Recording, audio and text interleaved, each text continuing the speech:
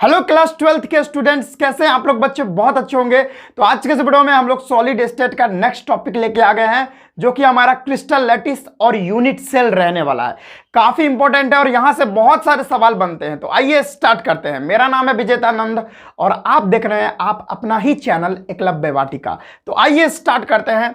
Topic रह गया हमारा क्रिस्टल लैटिस, ठीक है। इसको बहुत लोग लेटाइस भी बोलते हैं, है ना। तो क्रिस्टल लैटिस हम लोग पढ़ते हैं। क्या होता है क्रिस्टल लैटिस? यहां से ये जो चैप्टर है पूरी तरह से विजुअलाइजेशन पर बेस्ड है। जितना विजुअलाइजेशन पावर आपका बेस्ट रहेगा उसी ढंग से आप इस चैप्टर को समझने वाले हैं। अगर विजुअलाइजेशन पावर बेस्ट है तो इस चैप्टर को आप बेस्ट तरीके से समझ सकते हैं, और अगर नहीं है तो फिर ऐसे ऐसे दांत चियार के मुंह देखते रह सकते हैं, ठीक है। तो इस चैप्टर में जो आपका विजुअलाइजेशन पावर है, सोचने की शक्ति जो है ना, सोचने की शक्ति जो आप कहीं और लगा रहे हैं वो ये चैप्टर में अब लगाना पड़ेगा, ठीक है। ठीक है, हम समझ रहे हैं आप क्या सोच रहे हैं, मैं समझ रहा हूं, है ना। तो जो सोचने की पावर वहां वो गलत डायरेक्शन में आप लगा रहे हैं, वो इस चैप्टर में लगाइए। तो इस चैप्टर को बहुत अच्छे से आप लोग करके ले जाओगे, ठीक है। तो वो वाला सोच जो आप सोचते हैं रात भर, वो सोच को यहाँ पे डालिए और देखिए फिर मजा कैसे आता है, इस चैप्टर को कैसे उड़ाते हैं अपना लोग, ठीक है। तो देखिए क्रिस्टल लैटिस क्या होता है। It is the regular 3D arrangement of particles. और पार्टिकल्स यहां पर आज से आपको जानना चाहिए कि यहां पर जो पार्टिकल्स हैं इसको लेटिस पॉइंट बोलेंगे, लेटाइस पॉइंट, ठीक है। देखो लेटाइस पॉइंट या लेटिस पॉइंट दोनों सेम ही है, प्रोनाउंसिएशन का खेल है। और कुछ लोग लेटिस पॉइंट बोलते हैं तो कुछ लोग लेटाइस पॉइंट बोलते हैं, ठीक है। आपको जो अच्छा लगता है बोलिए। तो it is the regular 3D arrangement of particles in a crystal solid. कहने का साफ साफ मतलब है, एक बार में ही बताना चाहता हूं कि अगर कोई भी क्रिस्टल सॉलिड है, अगर कोई भी क्रिस्टल सॉलिड है तो क्रिस्टल सॉलिड जो भी होगा भाई, कोई भी सॉलिड होगा वो तो पार्टिकल्स से ही मिलकर बना होगा। तो उसके अंदर यानी वो क्रिस्टल सॉलिड के अंदर जो पार्टिकल्स है उस पार्टिकल्स को हम रेगुलर तरीके से, क्या रेगुलर तरीके से 3D अरेंज कर देंगे। किसी भी क्रिस्टल सॉलिड में जो पार्टिकल्स हैं उस पार्टिकल्स को रेगुलर तरीके से 3D अरेंज कर देंगे तो वो हमारा क्रिस्टल लैटिस कहलाता है। समझ में आ गया कि कोई एक क्रिस्टल सॉलिड है, उस क्रिस्टल सॉलिड के अंदर पार्टिकल्स जो होंगे उस पार्टिकल्स को रेगुलर तरीके से, एकदम अच्छे तरीके से, रेगुलर तरीके से 3 डायमेंशनल अरेंजमेंट में उसको हम क्या कर देंगे, अरेंज कर देंगे। तो वो जो हमारा बन के आता है वो हमारा क्रिस्टल लैटिस होता है। आपको मैं बताता हूं, इसके लिए मुझे गोले बनाने पड़ेंगे, है ना। तो मैंने एक गोला बनाया, तो मैंने दूसरा गोला बना दिया, तीसरा बना दिया। वीडियो को फास्ट करेंगे, चौथा, पांचवा, छठा, ठीक है। फिर उसी तरीके से पहला, दूसरा, तीसरा, चौथा, पांचवा, छठा। अब क्या करेंगे, अब इसके बीच में गोला बनाएंगे। पहला, दूसरा, थोड़ा दूर दूर बनाएंगे, मतलब थोड़ा नजदीक नजदीक, एक यहां, एक यहां, एक यहां, एक यहां पे, एक यहां पे और एक यहां पे। सिमिलरली वही बात करेंगे, यहां पे एक, यहां एक, यहां एक, यहां पे एक, यहां पे एक, यहां पे एक, यहां पे। बन गया हमारा गोला। अब मैंने आपको बता रखा है कि अब देखो ये क्रिस्टल लैटिस में यहां पे बना के बताऊंगा क्या होता है क्रिस्टल लैटिस। अब अभी मैंने क्या किया कि ये जो पार्टिकल्स हैं, ये जो भी पार्टिकल्स मैंने बनाए हैं सारे पार्टिकल्स को रेगुलर तरीके से अरेंज किया है। अभी मैंने 3 डायमेंशन में इसको अरेंज नहीं किया है। अभी हम इसको हाइपोथेटिकल लाइन से कनेक्ट करेंगे, ज्वाइन करेंगे, तब हमको पता चलेगा अच्छा बेटा यहां पर जो ये हमने पार्टिकल्स को अटैच किए हैं, पार्टिकल्स को अरेंज किया है रेगुलर तरीके से, वो 3 डायमेंशन में किया है। अभी बताऊंगा। सबसे पहले हमको इसको हाइपोथेटिकल लाइन से जोड़ना पड़ेगा। बहुत सारे बच्चे कहेंगे सर हाइपोथेटिकल लाइन क्या होता है? तो वैसा लाइन जो रियल में एग्जिस्ट नहीं करता, प्रॉपर ज्योमेट्री को अंडरस्टैंड करने के लिए, प्रॉपर ज्योमेट्री को समझने के लिए उस हाइपोथेटिकल लाइन को हम बनाते हैं ताकि इसके प्रॉपर ज्योमेट्री को समझ पाए, ठीक है ना। तो अभी मैंने क्या किया कि ये सारे गोले बना दिए, ये सारे एटम्स मैंने यहां पे ड्रॉ कर दिए हैं। रेगुलर तरीके से ये सारे एटम्स को हमने सजा दिया है। क्या किया है? सजा दिया है, अरेंज कर दिया है। अब क्या करना है, ये सारे को हम क्या करेंगे एक हाइपोथेटिकल लाइन से कनेक्ट करते हैं। अब हाइपोथेटिकल लाइन से कनेक्ट करेंगे तब देखिए क्या जादू होता है। तो मैंने इसको इस तरीके से, इसको इस तरीके से, इसको हाइपोथेटिकल लाइन से देखो इसी तरीके से हम लोग कनेक्ट कर रहे हैं ताकि इसके ज्योमेट्री को हम बहुत अच्छे से अंडरस्टैंड कर पाए। तो इसको मैंने इस तरह से जोड़ा, इसको इस तरह से जोड़ा, इसको इस तरह से और इसको इस तरह से। सिमिलरली हमको इसी तरह से जोड़ते हुए चलना है, इसको इस तरीके से, इसको इस तरीके से, है ना। ऐसे ऐसे जोड़ते जाइए आप एकदम तेजी से, ठीक है। हाइपोथेटिकल लाइन से हम सारे एटम्स को हाइपोथेटिकल लाइन से कनेक्ट करते हुए चल रहे हैं। देख रहे हैं आपके सामने सारा कुछ हो रहा है, आपके सामने मैं हाइपोथेटिकल लाइन से सारे एटम्स को कनेक्ट कर रहा हूं, जोड़ रहा हूं। फिर इसको इस तरीके से जोड़ दूंगा, ठीक है, और फिर इसको इस तरीके से जोड़ दिया मैंने, ठीक है। अब क्या करूंगा, अब सिंपल बात है, इसको इससे कनेक्ट करूंगा। ये सारे एटम्स को तो कनेक्ट करने पड़ेंगे, इसको इससे, इसको इससे, इसको इससे, फिर इसको इससे, इससे, इससे और इससे, है ना, इसको इससे, इसको इससे और इसको इससे और इसको इससे। आपको नजर आ रहा होगा यहां पर जो ये स्ट्रक्चर बन चुका है, ये प्रॉपर 3D अरेंजमेंट है। क्या है, 3D में ये बन गया। क्योंकि 3D क्या होता है, 3D कहने का मतलब, बहुत सारे बच्चे कहेंगे सर 3D का क्या मतलब होता है। तो 3D का मतलब होता है 3 डायमेंशन। 3D का मतलब होता है 3 डायमेंशन, जिसका 3 डायमेंशन हो, जिसमें लेंथ होगा, विड्थ होगा और एक हाइट होगा। अगर कोई भी चीज 3 डायमेंशन में है तो इसका मतलब उसमें लेंथ होना चाहिए, विड्थ होना चाहिए और हाइट भी होना चाहिए। तो आपको नजर आ रहा होगा इस स्ट्रक्चर के अंदर, इस सॉलिड के अंदर, ये जो हमारा क्रिस्टल लैटिस बन के तैयार हुआ है, इसके अंदर लेंथ भी है, विड्थ भी है और हाइट भी है। मैं आपको थोड़ा सा झलक दिखलाता हूं। ये देखो, यहां से यहां तक ये इसका लेंथ हो गया, है ना, यहां से यहां तक इसका विड्थ हो गया जिसको W से दिखाया, और यहां से लेकर यहां तक इसका हाइट हो गया। इस तरह से हमने दिखा दिया। तो मैं आपको बता रहा था कि सारे पार्टिकल्स को हम अगर रेगुलरली तरीके से अरेंज करते हैं और रेगुलर तरीके से अरेंज करने के बाद उसको 3 डायमेंशन में हम अरेंज कर देते हैं, तब हमारा जो स्ट्रक्चर बन के तैयार होता है, ये सभी को हम क्या बोलते हैं, क्रिस्टल लैटिस बोलते हैं। ये पूरा को हम क्या बोलेंगे, इस पूरा को हम बोलेंगे दिस इज क्रिस्टल लैटिस या क्रिस्टल लैटाइस।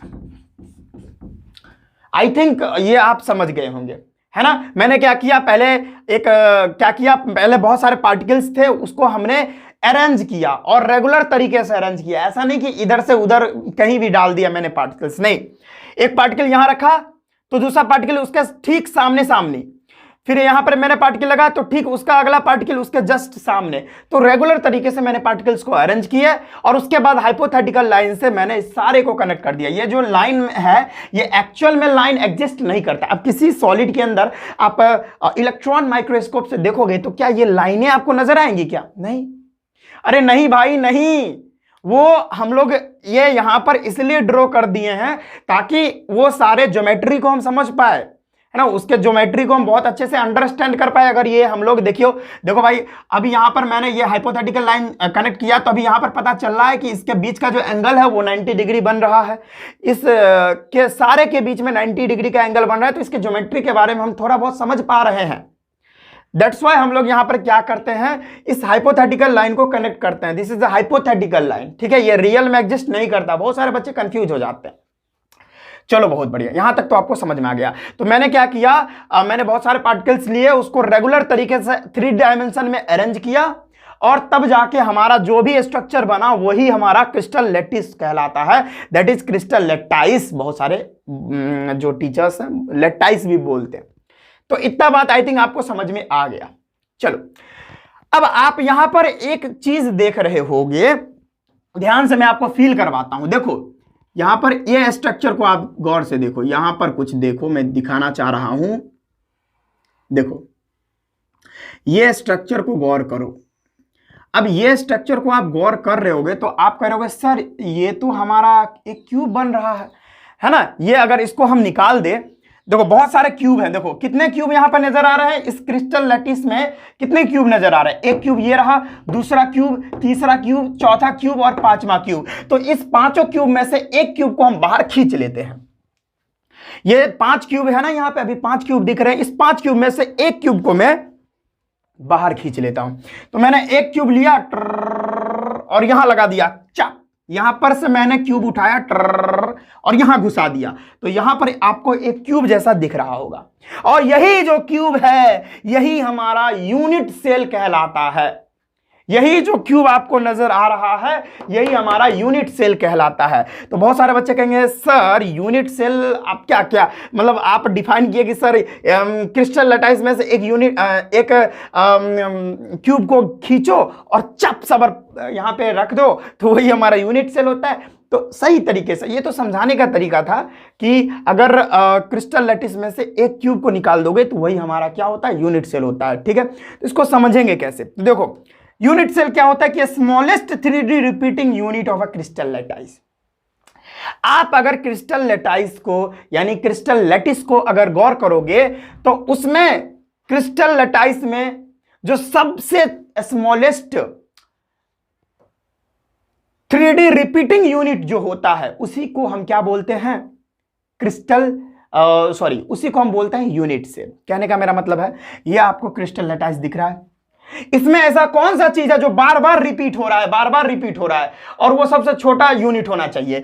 तो ये एक क्यूब है, ये क्यूब यहां भी नजर आ रहा है, ये क्यूब यहां भी नजर आ रहा है, ये क्यूब यहां भी नजर आ रहा है और ये क्यूब यहां भी नजर आ रहा है। इसका मतलब जितने सारे, अभी तो मैंने छोटा पार्ट लिया हूं क्रिस्टल लैटिस का, अगर पूरे सॉलिड का हम क्रिस्टल लैटिस बनाते तो हमको नजर आता कि ये क्यूब बार बार रिपीट हो रहा है। तो ये क्यूब सबसे छोटा यूनिट होगा क्रिस्टल लैटिस में, ये क्यूब सबसे छोटा यूनिट होगा और ये बार बार रिपीट कर रहा है। यही छोटे यूनिट को जो बार बार रिपीट कर रहा है क्रिस्टल लैटिस में उसी को हम यूनिट सेल बोलते हैं। दैट्स इट, समझ में आ गया। यूनिट सेल क्या होता है कि क्रिस्टल लैटिस में वो सबसे छोटा यूनिट जो बार बार क्रिस्टल लैटिस में रिपीट होता है। जैसे हम एक छोटा सा बात करेंगे, जैसे हमारा घर है जो अभी हम जहां पर वीडियोस बना रहे हैं वहां पर एक रूम है और हमारा मान लीजिए रूम है, ठीक है। ये रूम किस चीज से मिलके बना हुआ है, ईंट से मिलके बना हुआ है। तो ये जो घर है ना हमारा, ये जो रूम है, इस रूम को हम क्रिस्टल लैटिस बोल सकते हैं। और ये जो ईंट आपको नजर आ रहा है, यहां पर तो आपको सिर्फ बोर्ड ही नजर आ रहा होगा, लेकिन मैं यहां पे देख पा रहा हूं ये जो मेरा घर है वो पेंट वगैरह नहीं हुआ है, अभी बाकी है। तो इसमें मेरे को ईंटें नजर आ रही हैं, तो ईंटें जो भी ईंट नजर आ रही है, जो ब्रिक्स नजर आ रही है, वो हमारा यूनिट सेल कहलाएगा। क्योंकि बहुत सारे यूनिट से, बहुत सारे ईंट से मिलकर हमारा ये रूम बना हुआ है। समझ में आया, बहुत सारे ईंटों से मिलकर हमारा ये रूम बना हुआ है। यानी वो ईंट क्या है, रिपीटिंग यूनिट है। वो ईंट क्या है, स्मॉलेस्ट रिपीटिंग यूनिट है। आपको यहां भी ईंट नजर आएगी, यहां भी ईंट नजर आएगी, यानी पूरा ईंट जो है बार बार रिपीट हुआ। ऐसा थोड़ी है कि एक ही ईंट से पूरा घर यहां ये रूम बन गया है, नहीं। वही तरह का ईंट बार बार रिपीट होगा, बार बार ईंट आएगा, बार बार ईंट आएगा, एक के ऊपर ईंट, ईंट के ऊपर ईंट, ईंट के नीचे ईंट, ईंट के बाएं ईंट, ईंट के दाएं ईंट, हर जगह ईंट और ईंट ही होगी और तब जाके ये रूम कंप्लीट हुआ होगा। सिमिलरली बात यहां पर है कि हमारा जो ये क्रिस्टल लैटिस बना होगा, इस क्रिस्टल लैटिस में बहुत सारा क्यूब्स आपस में जुड़े होंगे, है ना, और वही बाहर बार बार क्यूब्स जुड़े होंगे, वही क्यूब्स को क्या बोलते हैं हम लोग, यूनिट सेल बोलते हैं, जो बार बार रिपीट करते हैं। चलो ये समझ में आ गया। अब कुछ पैरामीटर्स के बारे में हम लोग जानते हैं। ये पैरामीटर्स क्या हुआ सर, अभी बताता हूं पैरामीटर्स क्या होते हैं। जैसे यहां पर इस यूनिट सेल को मैंने ड्रॉ कर रखा है ना, ये हमारा यूनिट सेल है। और ये जो आपको यूनिट सेल, अच्छा ये हाइपोथेटिकल लाइन है, ये आपको जानना चाहिए, ठीक है। और ये जो आपको नजर आ रहे हैं डॉट डॉट, इसको हम लोग बोलते हैं लैटिस पॉइंट। अभी बता देता हूं, लैटिस पॉइंट, इसको हम लोग बोलते हैं लैटिस पॉइंट। मैं ब्लैक मार्कर भी लेना चाहूंगा, कहां गई ब्लैक, अच्छा मेरे जेब में ही है, ओके। इसको लैटिस पॉइंट बोलते हैं, ऐसा पॉइंट जहां पर एटम्स, मॉलिक्यूल्स, आयंस हो सकते हैं। यानी लैटिस पॉइंट मतलब यहां पर एटम्स, मॉलिक्यूल्स, आयंस हो सकते हैं। लैटिस पॉइंट कहने का मतलब यहां इस पोजीशन पर या तो एटम्स हो सकते हैं, मॉलिक्यूल्स हो सकते हैं या आयंस हो सकते हैं, ठीक है। कोई दिक्कत है, कोई दिक्कत नहीं है, वेरी गुड। तो हमने क्या किया, यहां पर कुछ पैरामीटर्स देखा। क्या देखा भाई, इसको समझने का दो पैरामीटर्स होता है। एक होता है इंटर एक्सियल डिस्टेंस, यानी कहने का मतलब कि लैटिस पॉइंट के बीच में जो डिस्टेंस है उसको हम बोलते हैं इंटर एक्सियल डिस्टेंस। सपोज मैंने ये वाले ठीक है, मैंने ये वाले लेटाइस पॉइंट को ए माना है, ये वाले लेटाइस पॉइंट को ओ माना है, मैं अंदर मान लू ओ, इसको मैंने ओ माना है, ये वाले लेटाइस पॉइंट को मैंने सी माना है, ये वाले लेटाइस पॉइंट को कुछ और मान सकते हो आप, ठीक है। जैसे इसको मैंने सी माना तो इसको मैंने डी माना है, ठीक है। तो अगर मैं आपसे पूछूं ए और सी यानी ये लेटाइस पॉइंट और ये लेटाइस पॉइंट, ये दोनों लेटाइस पॉइंट के बीच का जो डिस्टेंस है वो कितना है, तो यहां पर ए लिख रखा है, तो यहां पर मैं डायरेक्ट लिखूंगा ए और सी के बीच में जो डिस्टेंस है, इंटर एक्सियल डिस्टेंस है, वो कितना है, ए है, ठीक है। ये इसका पैरामीटर्स हो गया। जैसे अगर मैं पूछूंगा सी, यहां पे क्या है, सी, ठीक है, एक मिनट, हाँ यहां पर कितना है, ओ है, ये ओ है, वेरी सॉरी, ये ओ है, मैंने ओ बीच में ओ माना है। ओ और डी यहां पे है, ओ और डी के बीच का जो डिस्टेंस है वो कितना है, बी, नजर आ रहा है आपको, बी। अब आगे देखेंगे, ये ए हो गया, ये बी हो गया। अब मैं बात करूंगा ओ और सी, क्या ओ और सी के बीच का डिस्टेंस कितना है, इंटर एक्सियल डिस्टेंस उसको बोलते हैं, वो यहां पर सी है। तो ये सारा पैरामीटर्स हो गया। ए और सी, ए लेटाइस पॉइंट और सी लेटाइस पॉइंट के बीच का डिस्टेंस ए है, ओ लेटाइस पॉइंट और डी लेटाइस पॉइंट के बीच का डिस्टेंस बी है, ओ लेटाइस पॉइंट और सी लेटाइस पॉइंट के बीच का डिस्टेंस सी है। तो ये हमारा पैरामीटर्स हो गया, जिसको इंटर एक्सियल डिस्टेंस बोलते हैं। मैंने इंटर एक्सियल डिस्टेंस भी आपको बता दिया। तो ये सारी बातें आपको समझ में आ रही होंगी, ठीक है। तो यहां पर ये आपको नजर आ रहा होगा, सपोज अगर ए और सी, सपोज 1 मिनट, अच्छा 1 मिनट, ए और सी नहीं है, वेरी सॉरी, यहां पर ए और ओ मैंने माना है, ए और ओ, इस पॉइंट को, इस लेटाइस पॉइंट को मैंने ओ माना है, तो ए और ओ मानना पड़ेगा। तो ए ओ के बीच का डिस्टेंस कितना है, ए था, चलो मैंने, और ओ और डी के बीच का डिस्टेंस बी था, मैंने लिख लिया, ठीक है, वेरी गुड। और ओ और सी के बीच का डिस्टेंस सी है, वेरी गुड, चलो अब पूरा सही है, ठीक है। इतना बात आई थिंक आपको समझ में आ गया होगा, वेरी गुड। अच्छा, ए और ओ, यहां पर ये एक क्यूब है, और एक क्यूब जो होता है उसके अंदर हाइट भी होता है, लेंथ भी होता है, विड्थ भी होता है। तो सपोज ए और सी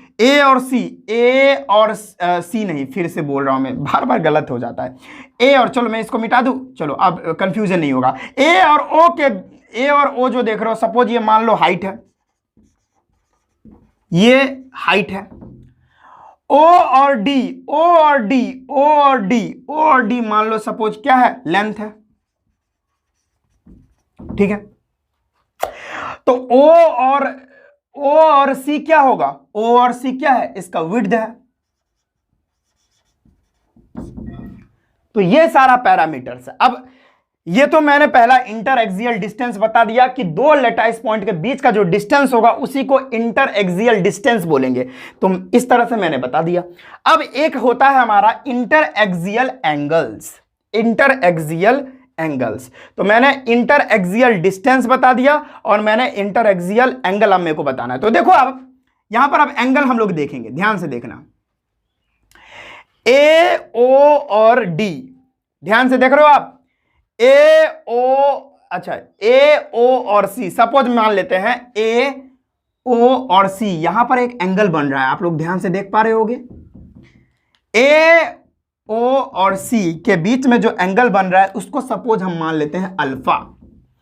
ए ओ और सी के बीच में जो एंगल बन रहा है उसको हम मान लेते हैं अल्फा। अब एक और एंगल देखो, ए ओ डी है ना, ए ओ डी एक एंगल था, ए ओ सी, अब देखो ए ओ डी में आपको यहां पर एक नजर आ रहा है एंगल, इस एंगल को हम मान सकते हैं बीटा, इस एंगल को सपोज मैंने मान लिया बीटा।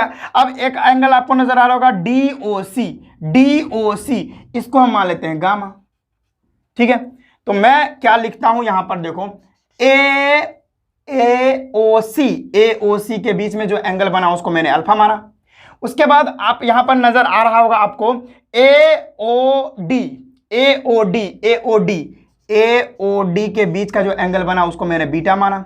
उसके बाद एक और एंगल बना, क्या बना भाई, डी ओ सी के बीच में जो एंगल बना वो मैंने मान दिया गामा। तो ये था इंटर एक्सियल डिस्टेंस, कि यहां पर जो एंगल्स बन रहे हैं बीच में उसको इंटर एक्सियल एंगल्स बोलते हैं। ठीक है, तो ये आप लोग नोट कर लीजिए।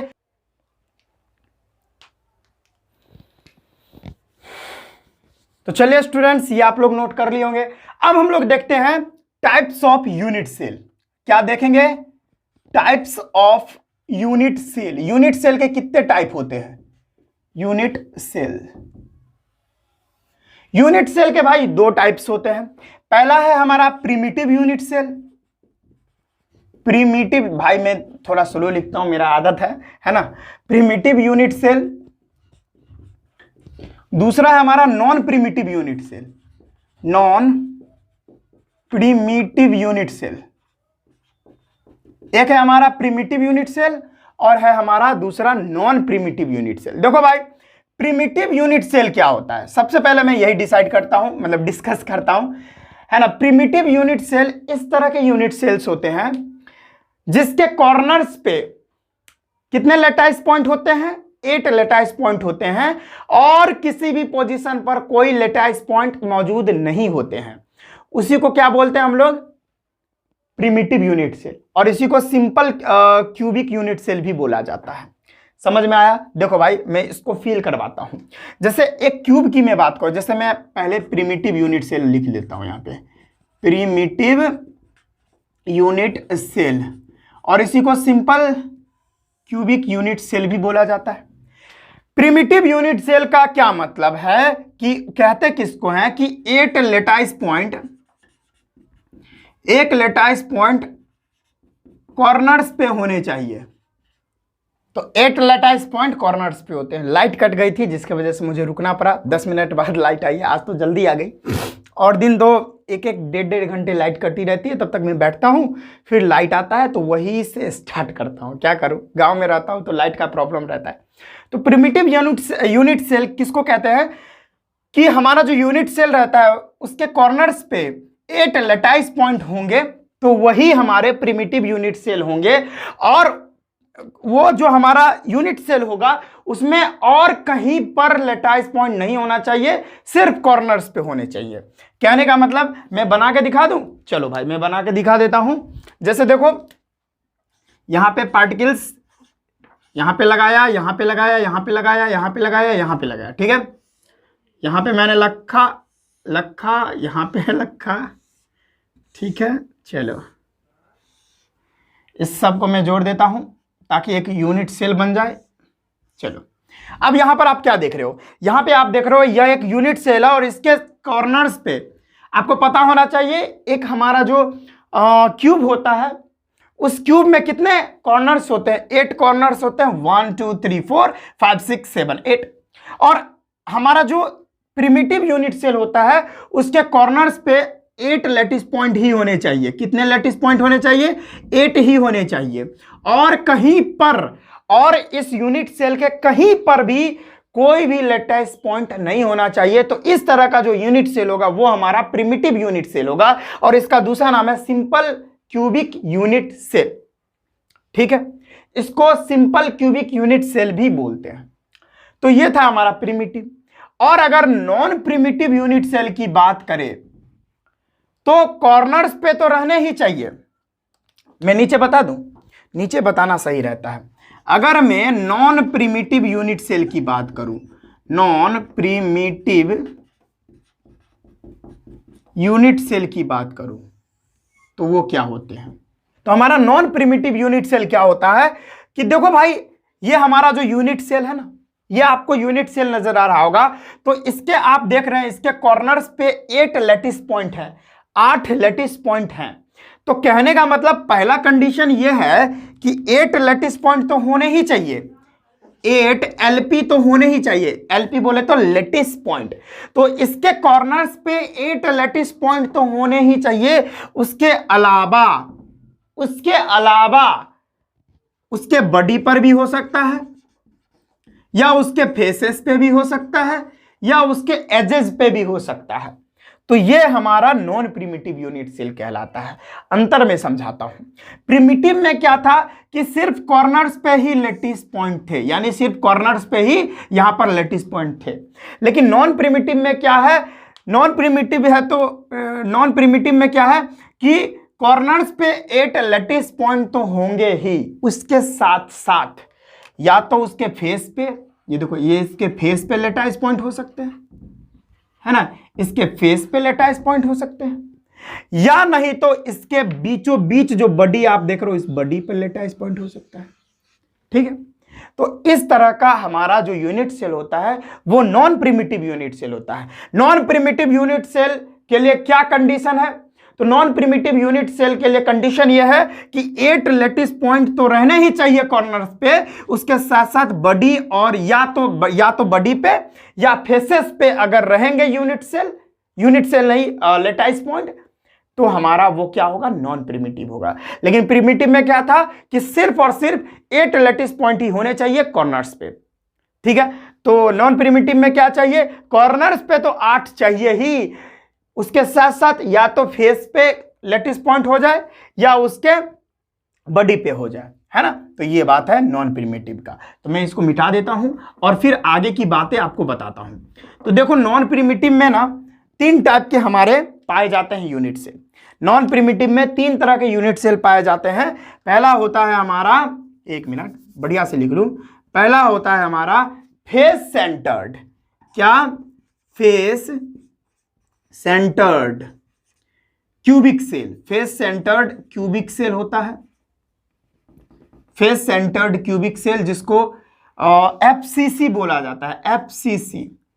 दूसरा होता है हम लोगों का, एक हो गया फेस सेंटर्ड, एक हो गया body centred, body centred cubic cell, जिसको हम बीसीसी बोलते हैं, body centred cubic cell. Very good. तीसरा होता है हमारा एज सेंटर्ड, क्या होता है, इंड सेंटर। एज सेंटर भी होता है लेकिन मैं नहीं पढ़ाऊंगा एज सेंटर, ठीक है, इंड सेंटर बोल लो,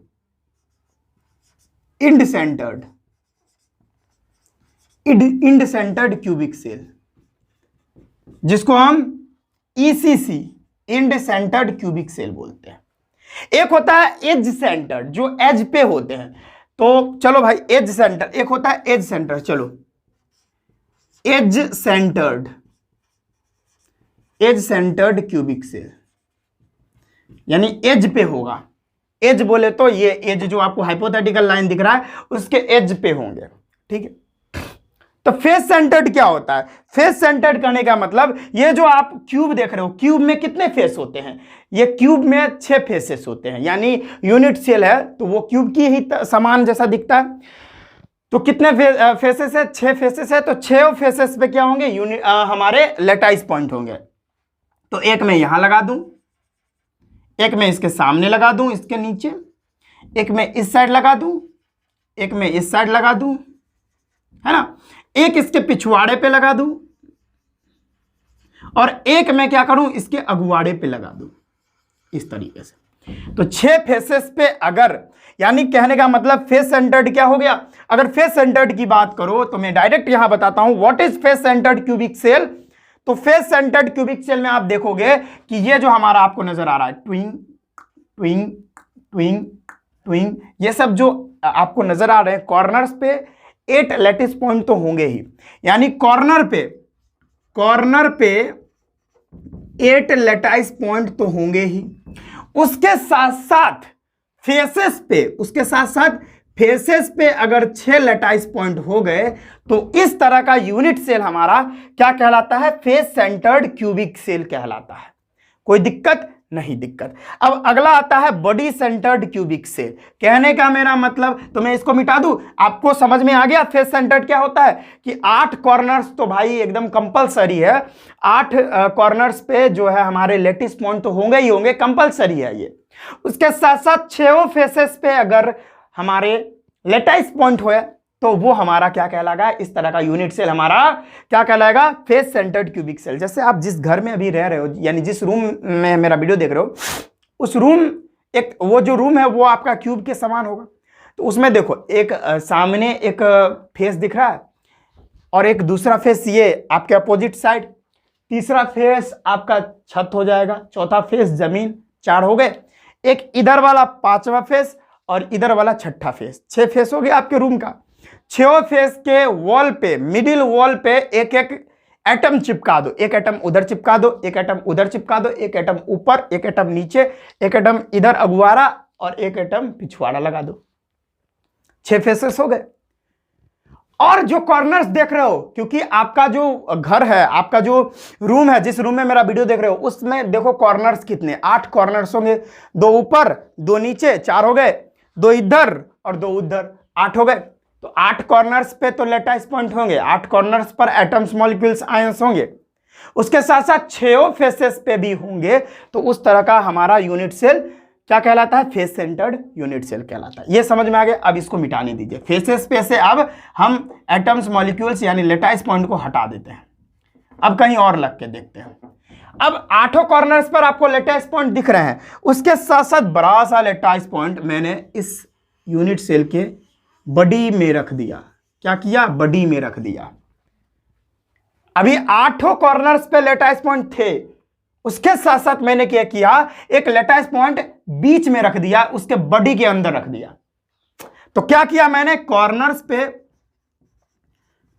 पे 8 लेटाइस पॉइंट तो थे ही, उसके साथ साथ उसके बॉडी पे भी मैंने एक लेटाइस पॉइंट रख दिया। तो इस तरह का हमारा जो यूनिट सेल होता है वो बॉडी सेंटर्ड यूनिट सेल होता है, या उसको बॉडी सेंटर्ड क्यूबिक सेल बोलते हैं। समझ में आ गया बॉडी सेंटर्ड कि 8 लेटाइस पॉइंट तो कॉर्नर पर होने ही चाहिए, ये कंपलसरी है। उसके साथ साथ यूनिट सेल के बॉडी में अगर हम एक लेटाइस पॉइंट रख दें तो वो भी हमारा क्या कहलाता है? बॉडी सेंटर्ड क्यूबिक सेल कहलाता है। एक और तरह का यूनिट सेल होता है जिसमें क्या होगा कि 8 लेटाइस पॉइंट तो भाई कंपलसरी है, कॉर्नर्स पे होंगे ही। उसके साथ साथ एक में अगर ऊपर में रख दिया, एक में फेस पे, यानी एक जो है इस यूनिट सेल के एक ऊपर वाले फेस पे और ठीक इसके नीचे वाले 1 मिनट भाई, बोलता बोलता ना गला दुख रहा है, वेरी सॉरी। मैंने क्या बोला? मैंने बोला ये यूनिट सेल के 8 कॉर्नर्स पे लेटाइस पॉइंट तो होंगे ही, उसके साथ साथ 2 अपोजिट फेसेस पे अगर हम लेटाइस पॉइंट रख दे, यानी एटम्स, मॉलिक्यूल्स, आयंस रख दे। अरे भाई लेटाइस पॉइंट का क्या मतलब है? देखो, लेटाइस पॉइंट का मतलब है, यानी लेटिस पॉइंट का मतलब है उस पे एटम्स हो सकते हैं, मॉलिक्यूल्स हो सकते हैं या आयंस हो सकते हैं। ठीक है, तो एक एटम्स मैंने इस वाले फेस पे रखा और ठीक दूसरा आयन उसके अपोजिट वाले फेसेस पे रख दिया। तो हम इंड सेंटर्ड को कैसे डिफाइन करेंगे? कॉर्नर्स पे जो है, कॉर्नर्स पे 8 लेटिस पॉइंट तो थे ही, उसके साथ साथ फेसेस पे, अपोजिट फेसेस पे, क्या अपोजिट फेसेस पे कितने मैंने रख दिए? 2। तो इस तरह का जो हमारा यूनिट सेल होगा वो end centred cubic cell, end centred unit cell होगा कि 8 कॉर्नर्स पे लेटाइस पॉइंट होंगे, 8 कॉर्नर्स पे एटम्स, मॉलिक्यूल्स, आयंस होंगे और उसके साथ साथ 2 लेटाइस पॉइंट अपोजिट फेसेस पे होंगे, एक दूसरे के अपोजिट होंगे। अगर हमने यहां रखा तो दूसरा लेटाइस पॉइंट इसके अपोजिट में होगा, या अगर यहां रख दिया तो दूसरा जो है इसके अपोजिट में होगा, एकदम विपरीत होगा यहां पे। तो इस तरह का यूनिट सेल हमारा इंड सेंटर्ड यूनिट सेल या इंड सेंटर्ड क्यूबिक सेल होता है। एक और तरह का होता है जिसको हम बोलते हैं एज सेंटर्ड, यानी 8 कॉर्नर्स पे हमारे होंगे ही होंगे। यानी इंड सेंटर में यहां समझा देता हूं कि कॉर्नर्स पे जो है 8 लेटाइस पॉइंट तो होंगे ही होंगे, उसके साथ साथ फेस, जितने सारे फेसेस देख रहे हैं आप, फेसेस नहीं, वेरी सॉरी, फेसेस नहीं, एज पे ये मिटा देता हूं। यहां पे जितने सारे आप एज देख रहे हैं, एक यूनिट सेल में एज कितने होते हैं ये क्वेश्चन आता है, तो आप गिन लो ना भाई, वो जो हाइपोथेटिकल लाइन है वो गिन लो ना। आप अपने रूम में भी गिन सकते हो, 1 2 3 4 5 6 7 8 9 10 11 12 होते हैं। 1 2 3 4 5 6 7 8 9 10 11 12, ठीक है, 12 होते हैं, गिन लो आप। तो 8 कॉर्नर्स पे लेटिस पॉइंट रखने के बाद अगर सारे एजेस पे 12 लेटाइस पॉइंट आप लोग रख दो तो इस तरह का यूनिट सेल क्या कहलाता है हम लोग का? Edge centre. तो मैंने यहां पे एक रख दिया, यहां पे एक रख दिया, यहां पे एक रख दिया, यहां पे एक रख दिया, यहां पे एक रख दिया, यहां पे रख दिया, यहां पे भी, यहां पे भी, यहां पे भी, यहां पे भी, यहां भी और यहां भी। 12 है, गिन लो। 1 2 3 4 5 6 7 8 9 10 11 एंड 12। तो कहने का मेरा मतलब 8 लेटाइस पॉइंट कॉर्नर पे मैंने रखे और 12 लेटाइस पॉइंट क्या कहां रखा? एजेज पे रखा, यानी जो हाइपोथेटिकल लाइंस आपको दिख रही हैं वहां पर मैंने रखा। तो इस तरह का यूनिट सेल हम लोग का एज सेंटर्ड क्यूबिक सेल कहलाता है। समझ में आ गया? आज हमने क्या क्या पढ़ा? आज हमने पढ़ा क्रिस्टल लेटाइस क्या होता है, उसके बाद मैंने यूनिट सेल पढ़ा, उसके बाद हम लोगों ने पढ़ा क्या? पैरामीटर्स, ठीक है। उसके बाद हमने यूनिट सेल के टाइप्स के बारे में जाना कि कितने टाइप्स के यूनिट सेल होते हैं। एक प्रिमिटिव होते हैं, एक नॉन प्रिमिटिव होते हैं। नॉन प्रिमिटिव में भी 4 तरह के हम लोगों ने यूनिट सेल को पढ़ा, एफसीसी, बीसीसी, ईसीसी और एज सेंटर्ड क्यूबिक सेल पढ़ा। मैंने नहीं, आप लोग भी पढ़े हैं तो ठीक है। तो अगर इसको नोट करना चाहते हो तो जल्दी से नोट कर लीजिए। तो चलिए स्टूडेंट्स, आप लोगों ने ये सारे बातों को नोट कर लिए होंगे। तो आज के इस वीडियो में बस इतना ही रखते हैं, हम मिलते हैं नेक्स्ट वीडियो में। और जितने सारे 12th के स्टूडेंट्स हैं भाई, सिंसियर हो जाइए, ठीक है ना, क्योंकि अभी से ही अच्छे से पढ़ाई आप करना स्टार्ट कर दीजिए, लास्ट में पढ़ाई हो नहीं पाती है।